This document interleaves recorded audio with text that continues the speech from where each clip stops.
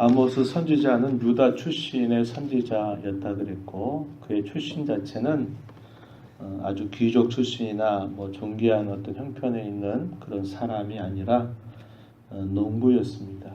그런데다가 자신이 속해 있는 유다 나라를 향해서가 아니라 북이스라엘 나라를 향하여서 하나님의 메시지를 전달하게 하는 역할을 받았다 그랬습니다. 그가 예언하고 있는 때는 번영과 또 풍요 또 나라가 대단히 강성했던 그런 시기에 부름을 받아서 그가 전한 메시지는 이 모든 것들이 여호와께서 주신 축복이다 이렇게 전하는 게 아니고 그러한 모든 일들이 이루어진 것은 하나님의 복주심이 아니라 그들이 악을 행하는 그 일로 인해서 잠시 잠깐 누리는 그런 평화, 잠시 잠깐 누리는 번영에 불과하다. 빨리 이러한 모든 악행들을 그치지 않게 된다면 하나님의 심판이 임할 것이다 라고 하는 메시지를 선포합니다. 그가 무슨 근거로 이렇게 예언하느냐? 그것은 자기의 출신이 그럴만하다 그런 뜻이 아니고 하나님께서 자신에게 말씀하셔서 그 말씀을 강권하시니 자기가 이렇게 그 말씀을 전하지 않을 수 없다라는 그런 설명을 해주고 있습니다. 1절에 이스라엘 자손들아 여호와께서 너희에 대하여 이르시는 이 말씀을 들으라. 애굽 땅에서 인도하여 올리신 모든 족속에 대하여 이르시기를 해서 2절 이하에 쭉 설명하는데요. 2절에서 처음 소개하고 있는 내용은 하나님과 이스라엘 이 백성 사이에 어떠한 관계에 있느냐라는 것을 이야기합니다. 2절에 내가 땅의 모든 족속 가운데 너희만을 알았나니 그러므로 내가 너희 모든 죄악을 너희에게 보응하리라 이렇게 하셨다. 이렇게 말합니다. 여기서 너희만 알았다라는 말은 세상의 많은 그런 여러 나라들 가운데서 하나님께서 특별하게 선택하셨다라는 말입니다. 또 다르게 말하면 하나님의 관심이 어디를 향하느냐라고 하실 때 자기 백성들을 향한 특별한 관심을 가지고 계심을 표현하는 말입니다. 내가 너희만 알았다 이런 말이 하나님의 관심은 세상의 모든 열방을 다 다스리긴 하시지만 하나님의 관심은 하나님 자신과 언약 관계에 있는 하나님이 특별하게 많은 나라 가운데서 선택한 나라를 향한 그런 관심이 특별하다 이렇게 가르쳐 주고 있습니다. 역시 그러한 모습은 오늘의 시대 모든 시대에 다 동일한 말씀입니다. 하나님께서 자신을 진실하게 믿고 섬기는 자 또 하나님이 특별하게 많은 사람들 가운데서 구별하신 자들을 향한 하나님의 관심은 지금도 남다른 관심을 가지고 계시다라는 겁니다. 하나님은 그 백성들에게 충분한 은혜를 베풀어 주셨고 그 은혜에 대한 하나님의 기대가 있는 겁니다.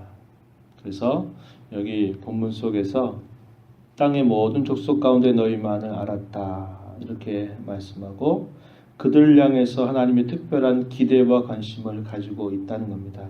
그럼에도 불구하고 그들이 그런 기대와 관심을 외면하고 살게 될 때에는 하나님께서 그들을 어떻게 한다고 말씀하냐면 내가 너희 모든 죄악을 너희에게 보응하리라 이렇게 말씀하십니다. 애굽 땅에서 그들을 인도하여 올리셨다라는 것은 하나님이 자기 백성들에게 베풀어 주셨던 그런 구원의 사실을 근거해서 이야기하는 말씀이에요. 그들을 향한 하나님의 특별한 기대와 관심이 있는데 그들이 그러한 삶을 떠나서 살게 된다면 하나님은 그들의 그러한 삶에 대해서 분명히 벌하실 것이다 이렇게 이야기하셨습니다. 그러면서 3절 이하로부터 여기 6절 말씀의 내용에서는 7가지 어떤 하나하나의 이야기들 예로 들면서 무엇을 얘기하냐면 이 아모스 선지자가 아까도 이야기했지만 그가 출신이 다르고 그가 어떻게 보면 유다 사람임에도 불구하고 왜 북이스라엘 향해서 이런 말씀을 전할 수밖에 없는가? 그가 그렇게 할 수밖에 없는 이유는 여호와 하나님께서 말씀하셨기 때문에, 강권하셨기 때문에 어쩔 수 없이 나는 이 말씀을 들어서 예언한다 하는 사실을 이야기해 주고 있습니다. 8절 말씀에 그렇게 표현했죠. 8절 말씀에 주 여호와께서 말씀하신즉 누가 예언하지 아니하겠느냐. 여호와께서 많은 사람들 가운데 내게 나타나셔서 이렇게 말씀하셔서 명하시니 내가 당연히 이렇게 예언할 수밖에 없다. 이러한 사실을 이야기해서 자기가 나름대로 하고 싶은 말을 하는 것이 아니고 하나님께서 그에게 말씀을 주셔서 그 말씀을 전하라 하시니 이렇게 말씀을 전하는 것이다. 이렇게 이야기하고 있는 겁니다. 그러면서 이제 9절 이하에 보게 되면 그 사마리아의 죄에 대하여 하나님께서 폭로하시게 됩니다. 그러면서 그러한 죄에 대하여서 돌이키지 않게 된다면 하나님의 엄중한 심판이 임할 것이다. 이 사실을 이야기해 주고 있어요. 사마리아는 당시 북이스라엘의 수도입니다. 수도. 그래서 사마리아 할 땐 나라를 말하는 게 아니라 북이스라엘 전체를 대표하고 있는 성격입니다. 이 사마리아 성 중에 큰 요란함과 학대함이 있다. 이렇게 표현했습니다. 9절 말씀에 너희는 사마리아 산들에 모여 그 성 중에서 얼마나 큰 요란함과 학대함이 있나 보라. 누구를 불러서 이렇게 이야기하냐면 아스돗의 궁궐들, 애굽 땅의 궁궐들의 선포에서 이렇게 하라는 겁니다. 사마리아는 하나님께서 특별하게 선택하신 백성들이죠.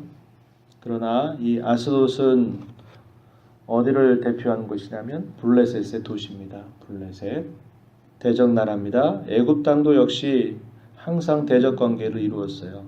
애굽 땅의 궁궐들에게 말해라. 자기 백성들의 그 죄악을 드러내는데 수치를 드러내는 겁니다. 어디에요?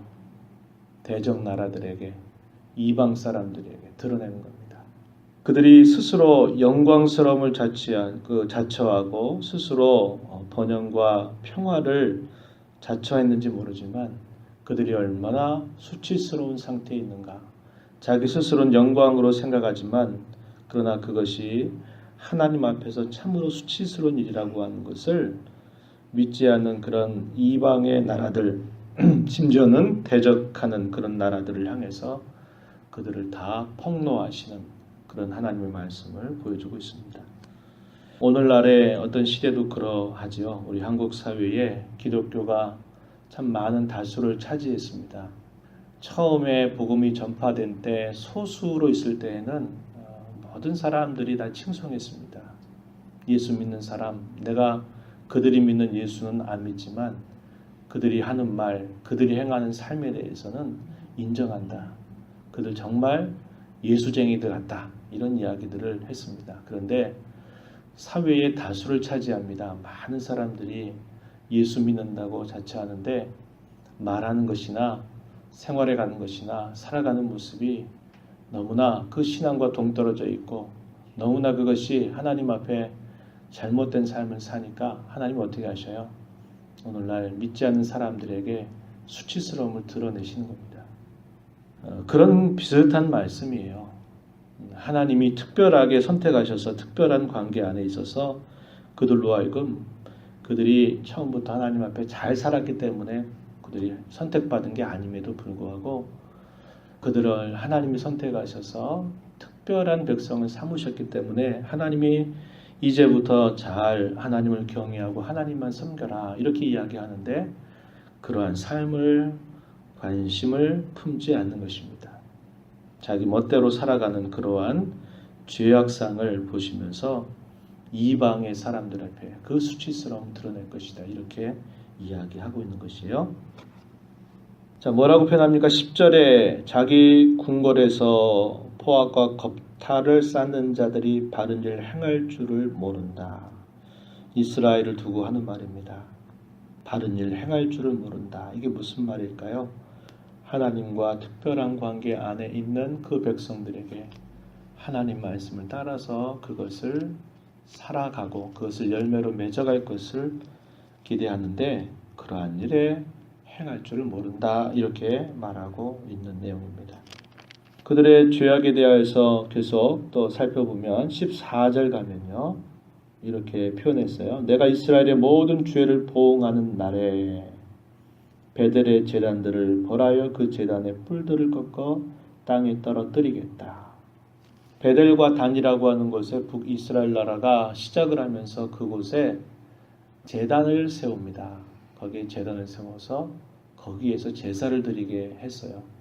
그뿐만 아니라 모든 산당에다가 제사를 드릴 수 있는 일들을 다 허용을 했습니다. 그리고 원하는 사람은 누구든지 너 제사장 하고 싶으냐? 하고 싶다 그러면 제사장으로 세웠어요. 하나님의 뜻과 상관없이 그런 종교적인 타락을 부추기고 우상 숭배를 부추겼던 그 일을 이야기하는 겁니다.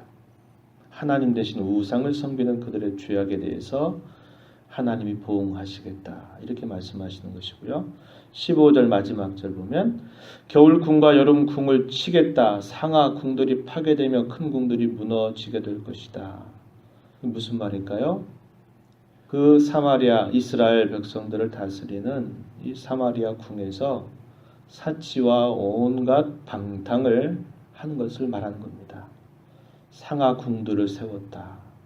또 그런 사치로 이렇게 다 치장되어져 있는 그들의 모습에 대하여서 하나님께서 다 그것들을 무너뜨릴 것이다. 이렇게 말씀하고 있는 겁니다. 그러니까 당시에 이 북조 이스라엘 나라가 겉으로는 굉장한 영광과 평화를 누리는 그런 때였지만은 그들의 내면은 우상 숭배라고 하는 그런 죄악과 또 사치하고 방탕하는 거죠. 가난한 사람은 더 가난하고 힘들게 되었고 부자들은 이 권력을 가지고 있는 사람들은 사치와 방탕을 일삼는 그러한 모습을 보면서 하나님이 그들의 그러한 죄악에 대하여 분명코 벌하시겠다 하시는 말씀을 증거해주고 있는 겁니다. 그러면서도 하나님이 한 가지 더 붙여주시는 말씀은 12절에 보니까 뭐라고 말하냐면 사마리아에서 침상 모서리에나 걸상의 방석에 앉은 이스라엘 자손도 건져내고 입을 것이다. 하나님께서 그런 벌하시는 그런 가운데서도 하나님의 백성들, 진실하게 하나님을 섬기는 자들을 향한 하나님의 긍휼하심, 건져주심을 베풀어 주실 것을 이야기하고 있는 겁니다. 우리가 살고 있는 이 사회 속에서도 이 시대 속에서도 우리가 신자임을 자처하는 그런 많은 사람들이 살고 있지만 그러나 참된 신자도 있고 거짓된 신자들도 섞여 있는 것입니다. 그럴 때 우리가 늘 기억해야 될 것은 하나님 앞에서 내가 어떠한 삶을 살아가야 됩니까? 하나님이 내게 어떠한 분이신가? 하나님이 나를 어떠한 관심을 가지고 나에게 기대하시는 바가 있는가 하는 것들을 항상 우리 마음에 기울이면서 하나님의 언약 백성이기 때문에 그 말씀에 힘써 순종하는 삶을 살아가는 그런 일에 집중하며 살아가야 된다는 겁니다.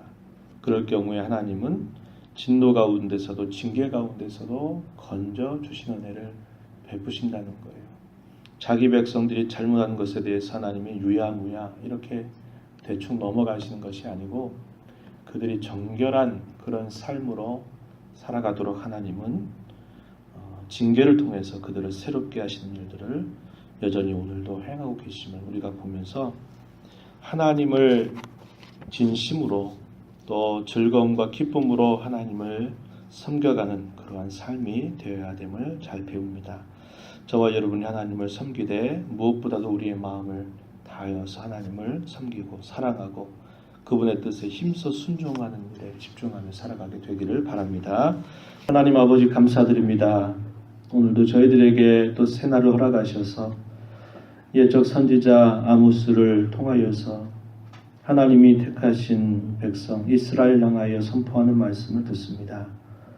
고난 가운데서도 그들의 신앙을 잘 지켜가서 칭찬을 받는 그런 메시지라면 얼마나 좋겠습니까? 하지만 그들이 겉으로는 평화를 누리고 번영을 누린다고 말하고 지금이 참 좋은 때다 말하고 있지만 그들의 내면이 하나님을 멀리하고 사치와 방탕으로 일관된 그런 삶을 살고 하나님의 뜻을 외면하며 살았던 그 백성들을 향하여서 돌이키지 아니한다면 하나님께서 심판하실 것이다. 하나님 벌하실 것이다 라고 하는 말씀을 읽습니다. 세상의 많은 사람들 가운데 부름받아서 하나님의 자녀로 사는 것 얼마나 큰 존귀와 영광인 줄을 저희가 기억하고 이 땅에 사는 동안에 하나님과 특별한 관계 안에 있음을 기억하고 언약 백성이기에 하나님의 말씀에 매여 살아가는 것을 무엇보다도 집중하고 힘쓰며 살아가는 그러한 삶이 되도록 저희들을 붙잡아 주시옵소서. 은혜의 보좌 앞에 나와서 간구하는 모든 심령들 이 시간도 용납해 주시고 기도 가운데 하나님을 배우는 귀한 시간 되도록 도와주옵소서. 예수님 이름으로 기도드리옵나이다. 아멘.